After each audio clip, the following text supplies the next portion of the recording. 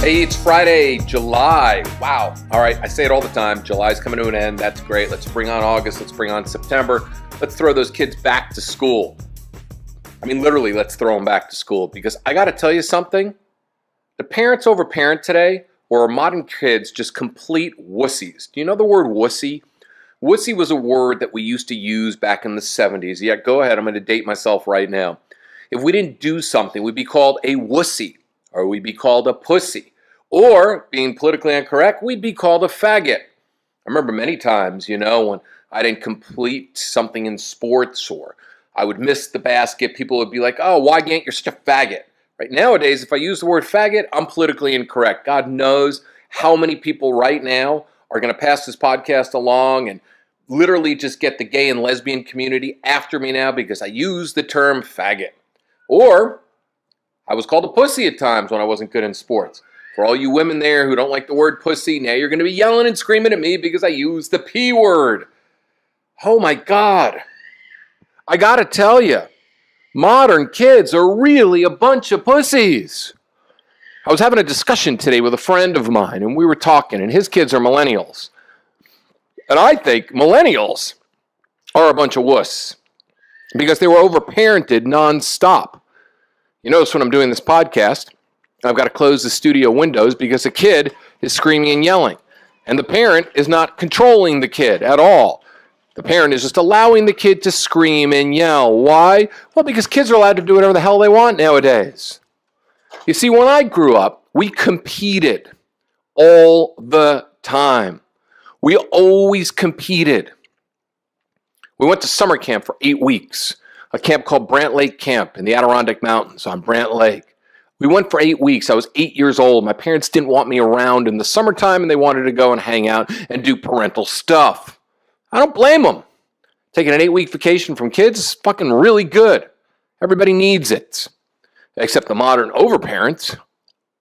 So my mom and dad would drive me to the bus would come, and I'd go to Brant Lake Camp, and I'd be wearing my Brant Lake t-shirt and my Brant Lake shorts, and I would go June 28th and I would come back August 22nd. It was always an 8-week session. It was tough and rough in the beginning. I would cry myself to sleep, but it taught me how to be really independent and not codependent. You see, I think the modern kids are so goddamn codependent, it's unbelievable. And the parents are always constantly judging themselves because they're so codependent on their kids. My parents sent me to summer camp. They'd get on the phone with me. There was no texting, no emailing, none of that stuff. And I'd get to talk to them once a week, and I would cry to my mom, I miss you, Mommy. Oh, Mommy, I miss you. And other kids would be behind me teasing, and they look at me and go, Wygant's a faggot. Wygant's a wussy. What a pussy. He's crying for his mom. And then little Andy Frank would go behind me, and his parents would call him, or he'd call his parents, and then all of a sudden, 5 minutes later, he'd break down. Oh, Mommy! And of course, I'd look at him and go, see, you're a faggot too. But now, kids nowadays, whoa! Oh my God, they have all the power. It's ridiculous. I was told what to do as a kid. I was told when to go to bed. I was told to clean my room. I was told to go to summer camp. Did I want to go to summer camp? No, I wanted to hang out with my mom. I was 8 years old. But I was told to do all that, and it made me a very independent person, not a codependent person. I've never had a codependent relationship. I'm not a codependent individual. I've got great friendships. I know how to speak to people, and I'm not afraid of things. We used to compete all the time. We had swim meets, track meets, basketball, baseball. We had A teams, B teams, and C teams. The C teams were all for the politically incorrect faggots and wussies and pussies. Sometimes I was on a C team. I was the worst basketball player in the entire world. Yes, I'm tall, but I'll tell you, I couldn't hit a basket. I could not put a basket through that hoop if my life depended on it. So I was a C-team basketball player, I was an A-team tennis player, and I was an A-team baseball player, and an A-team softball player, and a C-team, and that was really being generous, soccer player. I learned how to compete. If we won, we'd won. We'd do a cheer at the end. 2, 4, 6, 8. Who do we appreciate? The other team, yay, the other team. Nowadays, there's no 2, 4, 6, 8, who do we appreciate? Kids just walk around and everybody gets a trophy and ice cream. Yay, modern children. You all get trophies and ice cream and you're all taught that you win all the time. What a bunch of fucking wimps we're bringing up. Congratulations. You didn't win, you didn't lose, you just participated. I was talking to another parent the other day, and they actually give out things called participation trophies. That's right, you get a trophy for participating. The mothers are there, and the dads are there, and they're going, yay, little Johnny, go, little Johnny. Oh my God, you participated. In my days, they would sit there, and the old grizzled fucking father would be sitting there and going, hey, what are you doing, man? You can't hit the fucking ball? Jesus, what did I teach you? We learned how to compete. We learned how to be men, and women learned how to be little women. Little girls became women, and we competed. Now everything in today's world is coddled and coddled and coddled. My own daughter, she's been allowed since she was 2 years old to wish she sleeps. I don't want to sleep at Dad's house. And then her mother, who's happy as can be that my daughter won't sleep at my house because she gets more of her, will literally go, oh, let's talk to Dad about what we talked about. Yeah, let's just give a 6-year-old all the power in the world. That's fucking healthy. That's a real healthy way to bring up a child. It's disgusting. And I can lead you all these stories from the family bed. Kids here in California, a lot of them in Venice on the west side, they don't want to sleep by themselves at night. It gets scary in their bed, so they go and curl up next to mommy and daddy, or mommy and step-boyfriend, or mommy and slut or man of the month, or daddy and girl of the month. I never got to sleep in bed with my parents. I slept in my own bed. I remember my dog got hit by a car, Pax. Got hit by a car when I was 11 years old, right in front of my face. Literally died at my feet. One of the most fucking traumatic things can ever happen to an 11-year-old. I could not fall asleep. I went in and I looked at my mom and dad and said, hey, can I sleep between you guys? And my dad said to my mom, no, give him something to sleep. So they gave me something to sleep, knocked me out, and I was fine the next couple of nights. I've never been afraid of the dark. Well, that's not true. I actually looked under my bed many, many, many times when I was a kid. But all this taught me independence. All these attachment parents and these codependent parents, when their kid goes to school at 18, what the fuck are you going to do with your life? You see, there's a man or woman right there that you've had a relationship with for all these years that you've basically ignored because you're just over-parenting nonstop. So then what are you going to do? And are these kids going to be able to leave? Or are they all just going to go to community college and sleep in the family dorm room?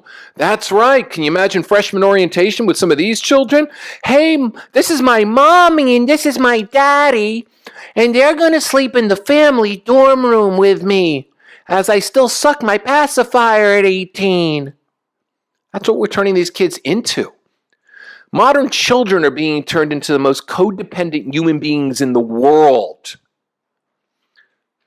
I know so many people whose kids can't fall asleep at all unless mommy or daddy puts them to bed.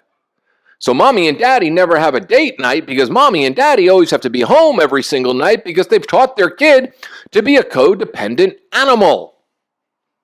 God, people, wake up. Wake up. It's okay to spoil a kid and do nice things for them, but you're teaching them how to be a human. They're not here for your benefit. You're here for their benefit, to guide them and help them become great humans. I can't help it that you got fucking codependent issues that you need to work out and abandonment issues that you need to work out, all you codependent parents and overparents. Trying to make up for your childhood that was a mess. You'll never make up for your childhood that was a mess. You're not repeating your childhood through your kid. I am not repeating my childhood through my child. My child gets her hair braided. I never did because I don't have hair to braid. I don't need to repeat my childhood. My childhood was fucked up, interesting, dynamic, strange, and weird. I had a mother that was manic depressed. I had a father that was absent. But you know what? I turned into a pretty goddamn good person. One of the best people that I know personally. I've got lots of good friends. I've got lots of great people in my life. I can only imagine if I was overmothered or overfathered, what the difference would have been. We're breeding codependency. We're breeding and we're literally raising kids that won't be able to think for themselves. We're giving kids too much power nowadays. Way too much power. Kids need to be told where and what to do. They need structure. I don't care if you don't want to sleep at your dad's or your mom's house, you're going. I know you get afraid, but you'll get over it. Instead of the modern parent, some of them in Venice, in little touchy-feely, airy-fairy California will be like, oh, that's okay. You don't need to sleep with your dad at all. It's okay if you're with your mom 24/7. There's a term for that. It's called parental alienation. It's also another term called codependency. There's a lot of psychological terms. I can go deep into it. Maybe I'll have a therapist back on real soon. Anyway, for those of you that are parents, kids are not here for your benefit. For those of you that share kids, fucking share them with the opposite sex parents. They're not here for your benefit at all. And for those of you that have major codependency issues, go get some fucking help. Go get some psychological help because you need it desperately.